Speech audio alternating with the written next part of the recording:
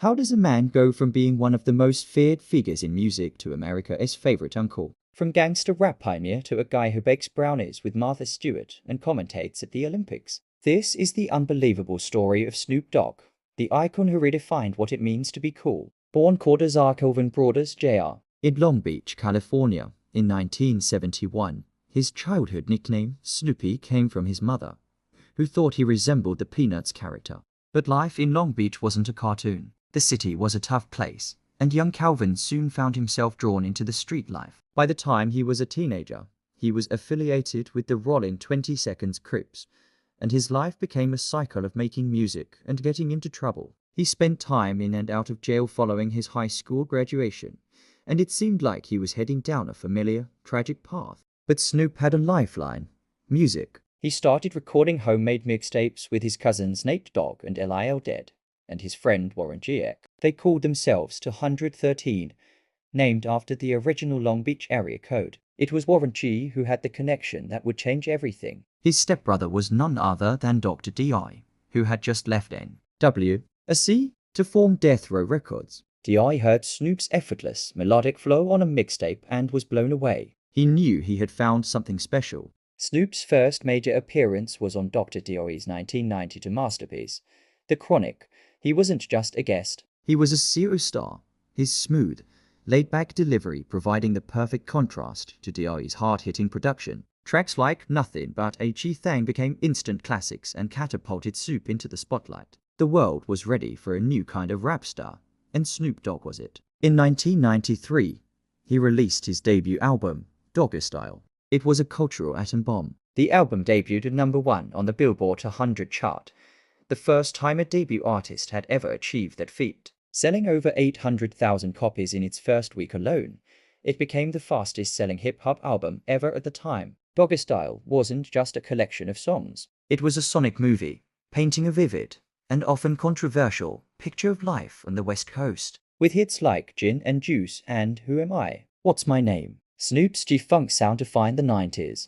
He was on top of the world, but his past wasn't far behind him. While recording Doggystyle, Snoop was arrested in connection with the fatal shooting of a rival gang member. His bodyguard was the shooter, but Snoop was driving the car. The case hung over his head for years, and the media portrayed him as the poster child for violent gangster rap. The trial became a national spectacle. Despite the controversy and the very real possibility of a long prison sentence, Snoop was eventually acquitted on all charges in 1996, with the court ruling it was self-defense. The ordeal took its toll, and it marked a turning point in his life and career. The glamour of Death Row Records was fading. Its CEO founder, Suge Knight, was notorious for his strong-arm tactics, and the label's biggest star, Tupac Shakur, had been tragically murdered. Snoop felt the environment had become toxic and dangerous. He wanted out. In a bold and risky move, he left Death Row and signed with Masterpiece No Limit Records in New Orleans. He even dropped the dog from his name, becoming simply Snoop.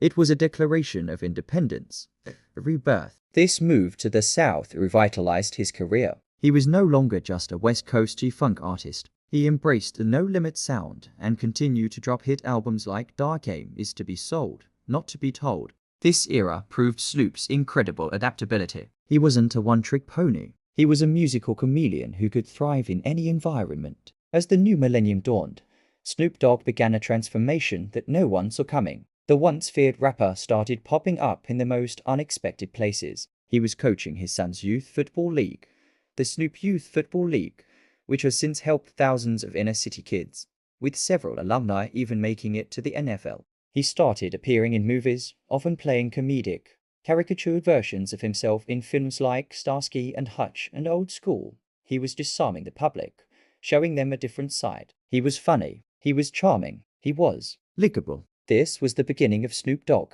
the brand. He wasn't just a rapper anymore. He was a full-blown personality, a pop culture icon, and businesses started to take notice. Hey, if you're enjoying the story of Snoop's incredible journey, do me a favor and hit that like button. And make sure you are subscribed with notifications turned on so you don't miss our next deep dive into the lives of cultural icons. Your support helps us keep telling these amazing stories. Now, let's get back to how Snoop built his empire. Snoop's business acumen is almost as legendary as his music. He became a master of endorsements and partnerships. From Corona Beer and T-Mobile to General Insurance and beyond, Snoop's face and voice became ubiquitous. Why? Because he brings an unmatched level of authentic cool to every project he touches. He doesn't feel like a sellout. He feels like your cool uncle who just happens to be getting paid. One of his most genius moves was teaming up with lifestyle mogul Martha Stewart. Their unlikely friendship blossomed into the hit TV show, Martha and Snoop's Potluck Dinner Party.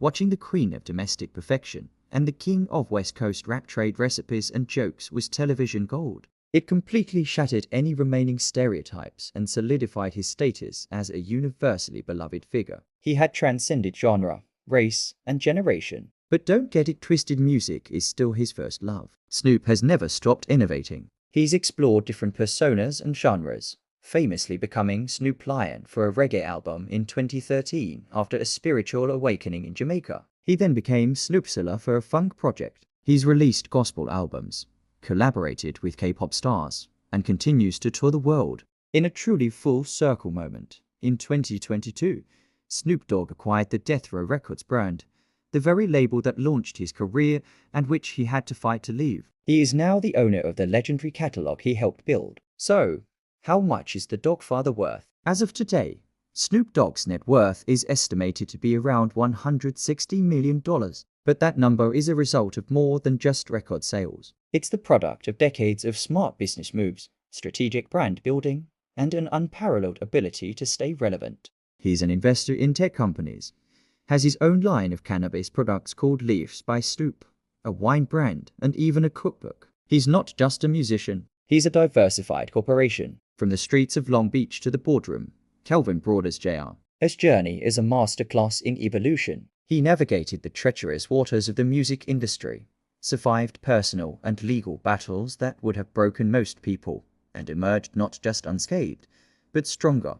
He proved that you can grow and change without losing who you are. The intimidating figure from the 90s is still there, but he's been layered with humor, wisdom, and a surprising amount of wholesome charm. He's a family man, a savvy entrepreneur, a football coach, a friend to Martha Stewart, and an Olympic commentator. He's the gangster who became everybody's uncle, the ultimate embodiment of keeping it real while constantly reinventing himself. Snoop Dogg isn't just a rapper. He's a cultural phenomenon, and his story is a testament to the power of longevity, reinvention, and never losing your cool. Thanks for hanging out and diving into Snoop's story with me. What's your favorite Snoop moment or song? Let me know in the comments below. And don't forget to like, subscribe, and hit that bell so you can join us for the next one. Peace and love.